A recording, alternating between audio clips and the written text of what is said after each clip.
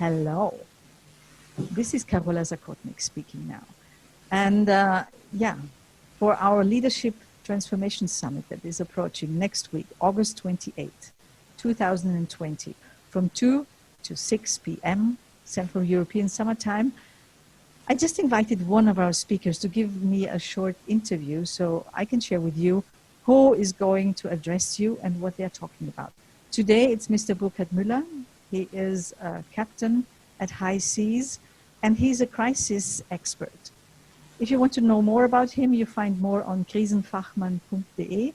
He's from Germany. We used to work on the ships together, and he was one of those captains you really wanted to do safety and security trainings with, because the kind of leadership, the approach was a very human one, and at the same time a very structured one.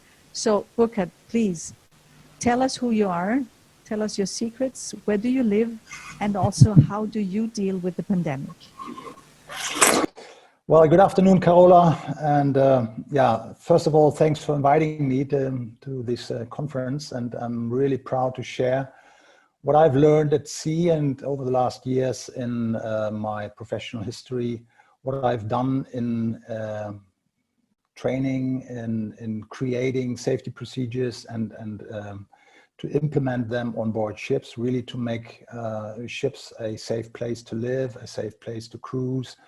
And the last years I have done this also for shoreside companies. And I think there's a lot of common things, commonalities we can learn from places like a command bridge on a ship or a cockpit in an aircraft, where over many decades, captains, officers, airline pilots have learned how to deal with unexpected situations. And what we see now, this coronavirus pandemic is something which really makes people thinking, how could I prepare?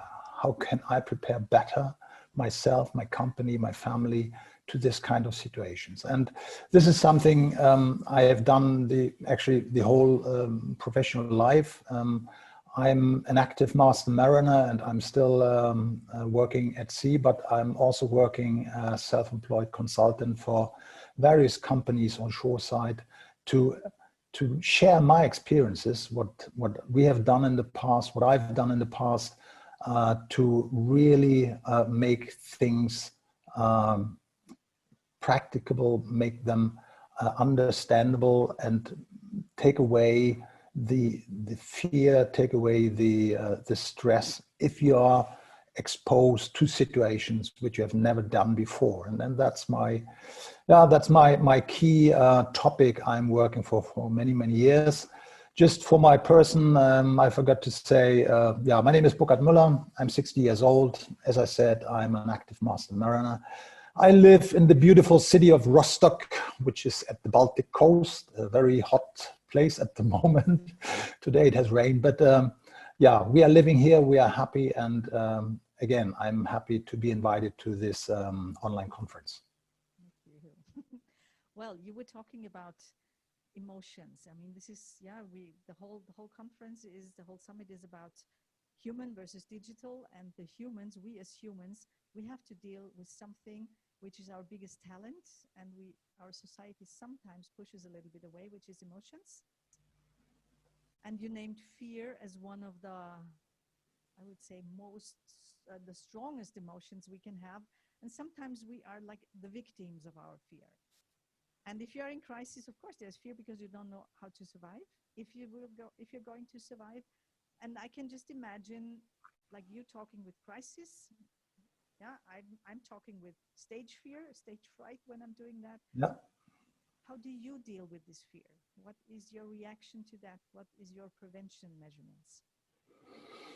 Well, this is, of course, what I've learned from experts in the industry, and what we have done is that we really try to implement what we have learned from these experts into real procedures, into sequences of actions which are supported by checklists to be able to still respond to situations where we are, as you say, when we are under emotional stress, so to say.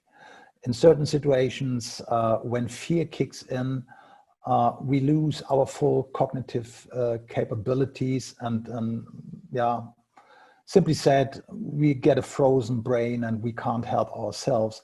However, we have learned how to help ourselves, to come around this moment. And this is, the key is that we think ahead, that we try to simulate situations which we want to prepare for, and we run them through and we run them through again. And when we have found the best way how to do it, then we have put that into procedures, and we have created checklists, and we have used them for training. And as you say, we have implemented, we have initialized various trainings on board, but also for shoreside companies in crisis management scenarios. And this is the positive message I would like to share is, the more we think ahead, the more we are able to train these things, the better we feel prepared for unexpected situations. And then we don't feel this overwhelming shock. Then we see the situation as a challenge. And with this challenge, we start to push again. We start ourselves, we push our brain, and then we start working using our aids, our instruments, our helps, our checklists. And with these, we step ahead. Of course, it's not a blind thinking. You still need to take decisions. You still need to interact with other people, with human. And this is, again, something what I believe is very important nowadays is we need to understand in this digital age, we sit in front of computers, we do online conferencing, however, we are still human. We should be able to deal with each other. We should be able to communicate, to understand others. And this comes really as one of the most important elements if you are really under crisis stress and certain situations where you really need to go ahead to do something, either to save your own life or to save the place where you live, like a ship, like an aircraft, things like that. Nice. Mm-hmm. And then, of course, you also have helpers. I would say supporters, helpers who are very good because they don't feel stress, which is computers. They don't feel stress and they work sequentially, like we agreed before. You know, they have a binary code. This is just yes and no, black and white. And if they support us humans by evaluating information, then that's helpful.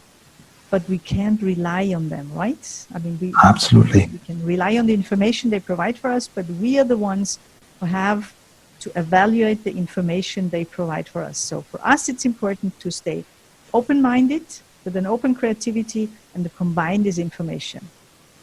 Absolutely.